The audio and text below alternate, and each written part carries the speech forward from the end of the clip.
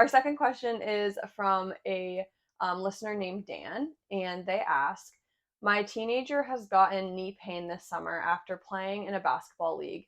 It's under his kneecap on both sides. Wondering what suggestions you have. We've read on Google a lot about meniscus and ACL, etc., but it doesn't seem like that. Any tips would be appreciated. Dan, thank you for the question. I feel like that goes around a lot in the summer. Yeah. So, And Googling. and Google can be a scary place, right? Mhm. We have access to all of this information, but we're not really taught on how to look through the information and what patterns emerge and we've talked about this before, but what research do I follow? And Yeah. we tend to go to the scariest things first and we forget to look at the simple patterns of things.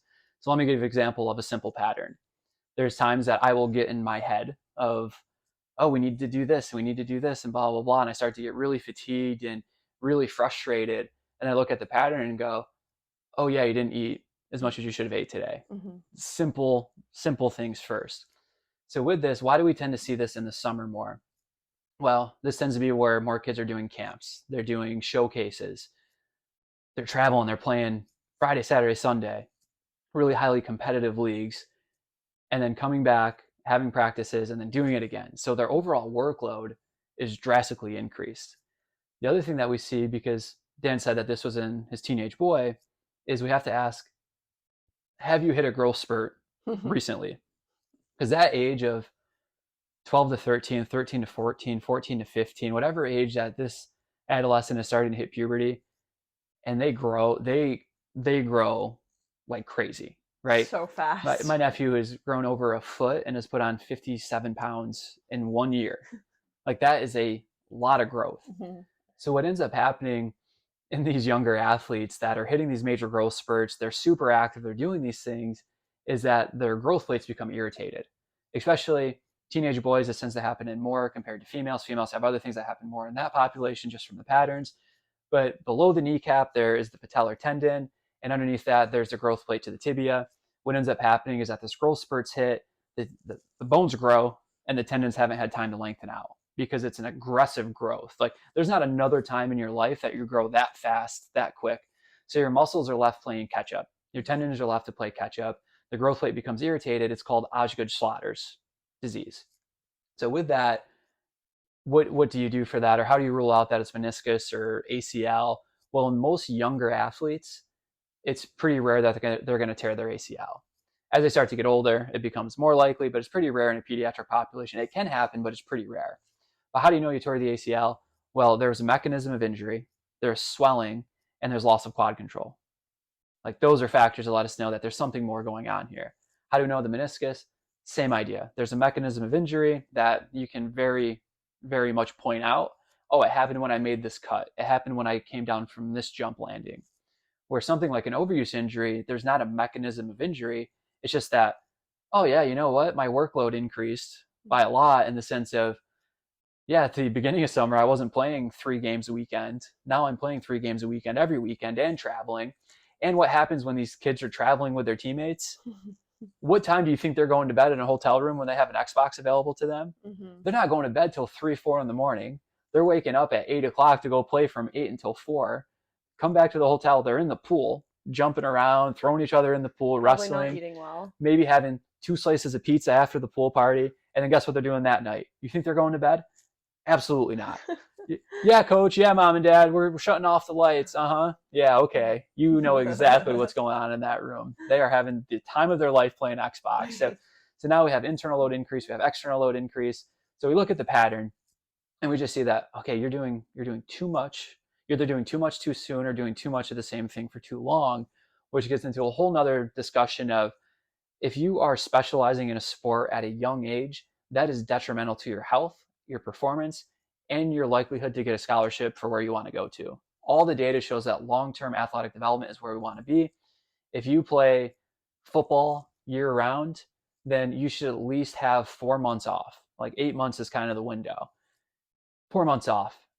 What's better is to play some different sports, right? And we look like Kobe Bryant. We love Kobe. He grew up playing soccer in Italy. Mm-hmm. That footwork that he learned then allowed him to become a phenomenal basketball player. His dad was also a professional basketball player that played in Italy, which was what brought him there. Mm-hmm. So he had the soccer background, the basketball background, was able to combine those to become one of the best players. I'm not going to say he's the GOAT, but one of the best players in the NBA. So making sure that you are having a variety of things. But Dan, I wouldn't be too concerned about an ACL injury or a meniscal injury. In this athlete, it sounds more like this overuse of Osgood Schlatters. The solution to this becomes looking at your workload, taking time, some downtime when you need it, and then also letting your son know that, hey, you need some time for this tendon to lengthen out. There's a lot of times that we don't go towards stretching in a program. This is a case that we would go towards stretching. Like, you need to lengthen out that tendon, that muscle. So we're going to be doing a lot of quad mobility things.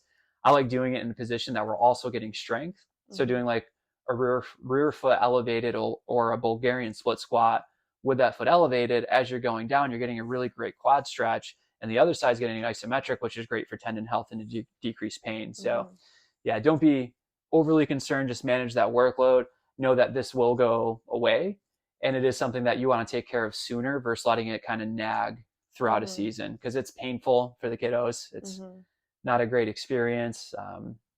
They're on social media too, so they get worried about ACL injuries, meniscal injuries, and am I going to be able to play in my sport? And if I don't play in my sport, then am I going to have friends? And if I don't have friends, who am I going to sit with at lunch? It's this big spiral that we tend to not even think about. Yeah. But being a teenager, like, they don't have a lot of responsibilities, but they have a lot of emotional load. Yeah. Yeah. And there's something to be said too, with it being summer and say they're going to showcases, but it's, growth plate related. There has to be something to be said. You might be going to showcases, but maybe you play other sports. And so there's also open gym for basketball, open gym for football, all these different things. Right now in the summer, your starting spot in varsity basketball doesn't matter. It's open gyms. And sure, maybe your program's really intense and your coach is a certain way, but if you're feeling some sort of way with your body, like, let it rest over the summer. Don't, play video games all day long for 6 weeks, but this is a time where you can let it rest. You can do these exercises that Dylan's suggesting because you want to be well once the school year starts. And I think, like, I'm assuming as parents, like, sometimes you can get worked up and you're like, suck it up, like, let's go.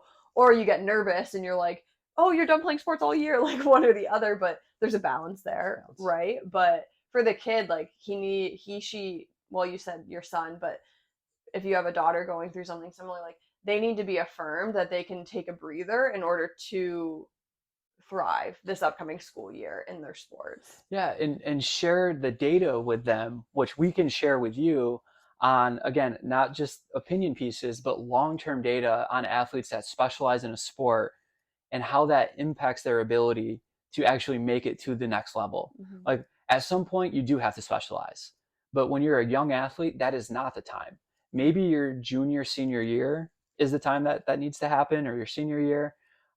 Patty Mahomes, I'm bringing him up. It's football season. I thought you said you were going to bring him up every episode. Not in my hope stories, but I will find ways to get him through any episode that I can. But he played baseball. He played college baseball. He was kind of unsure if he wanted to play in the NFL. He was thinking of a baseball career. His dad was a professional baseball player. He was leaning towards baseball. And now all the things, the different arm angles, the different arm slots that he throws the football in, he learned from baseball, college baseball. He did not specialize until he got to his later years in college and then in the NFL. He doesn't play baseball anymore. He he focuses on being the best quarterback in the league. Right. So know that, like, an athlete can get worried. I want that D1 scholarship. I want to make it to the Olympic team. I want to make it to the pro team. Like, beautiful dreams, phenomenal dreams. Let's get you there. Let's show you how you get there. And how do we do that? Well, understanding how other people have got there gives you a blueprint to what you need to be able to get there. So showing them these elite athletes, the best of the best. I'm going to back up. The only exception is gymnastics and figure skating. Okay.